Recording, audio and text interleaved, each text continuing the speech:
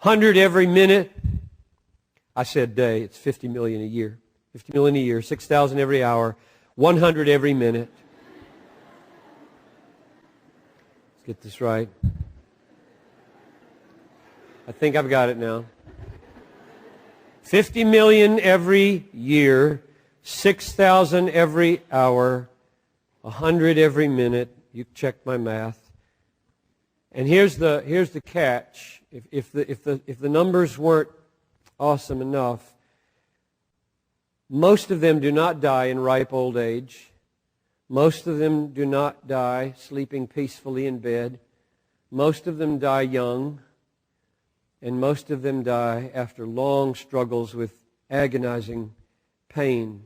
Millions die because of the evil of man against man. Sudden calamities shock us only to waken us to what is happening every single hour of every single day. Thousands perish in misery every day. Probably 7,000 or 8,000 people will have died before this entire service is over. And they won't get in the news, though that's more than 9/11 and more than Katrina. If there's going to be any Christian joy in this world for people who care about people, it will have to be broken-hearted joy. It will have to be sorrowful, yet always rejoicing. And I don't know if you've discovered this yet. I assume you have. That the sweetest joys in life are marked with tears, not laughter. Laughter is good. It does good like a medicine, but it's not deep. You don't laugh at the deepest moments. You cry, even at the happiest, deepest moments. It's a strange thing, the way the Lord has set up our hearts, that we would cry at the saddest things and cry at the happiest things, and laughter comes in the middle somewhere when things are fairly light, because we need that kind of relief as well. But the deepest joys are marked by tears, not by laughter. So I think that tear-stained joy is a parable. I think it's pointing to something that goes like this. The times of suffering, of calamity in this world are often the times when God is most needed and most evident for some people. It works that way for some. We usually think that the times of calamity are the times when God is called into question. People go on the radio and get interviewed. Where's God? Where's God? Where's God? But in fact, in the times of the worst calamity, thousands of people find this is the time when God is most needed and when He is most evident. Let me give you an illustration of how that might work. Let's take the Holocaust, for example.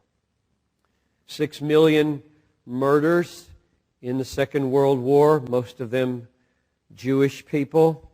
Or you could take the Soviet Stalinist regime in the Second World War, not 6 million, but 60 million people systematically wiped out, sent to the Gulag. And in those days, there's a person who up till that time has been blithely in his 20th century academic, naive gamesmanship, playing the language game at the university in relativism. What's good for you is good for you, and what's good for me is good for me, and there's no absolute good, and there's no absolute evil. Everybody does his own thing, and of course nobody believes that. It's an academic game that we pay professors to write books about in universities. And they're absolutely without integrity because they don't live it. And they're playing their games, and along comes an evil that is so horrific that suddenly, out of their mouths, these people that are playing these academic games, and what's good for you and what's good for me, and I won't put my good on you, and you don't put your good on me, and I won't put my evil on you, and you don't put your evil on me, and suddenly, out of his mouth comes, no! That's evil! And he's so startled that suddenly, out of his mouth came a moral judgment. It came out of his mouth with absolute heartfelt certainty. And he's faced with an absolute crisis of faithlessness. Everything he had been doing in his brain up till that point looked like absurdity. What's evil for you is evil for you, and what's evil for me is evil for me, and there's no absolute evil. That is totally off his radar screen. And now he has voiced, felt, and knows beyond the shadow of a doubt there is evil. Call it what you will. You don't believe it? It is true. And suddenly he's got an absolute. And he's got a crisis. Because in his old system, that's a bunch of chemical synapses just kind of popping funny in his brain in this primate who's just a little more advanced than porpoises. And everything in his soul is witnessing that's absurd. Everything. And he has to then, if he's honest, come to terms, where does this come from? This reality, which is clearly not molecules banging into each other here. Everything in his soul, everything in his mind is screaming absolute reality. This is wrong. And he realizes there must be right and wrong, there must be good and bad, there must be beautiful and ugly. There are standards, there are realities, there are things outside my mind that happen. Objective reality, where did that come from? And suddenly people find God in the midst of the worst evil. In other words, there's no way that they can make sense out of the moral judgments rising up in their own hearts than to say, okay, there must be an absolute being who is person, who has moral ideas and has written them across the universe and across my heart. So I think there's a witness. There's a witness in just the fact that our deepest joys, our tear-stained joys, there's just a vague pointer to what can happen in the worst of times. And the question I want to wrestle with tonight with you is, why is there a world with Katrina?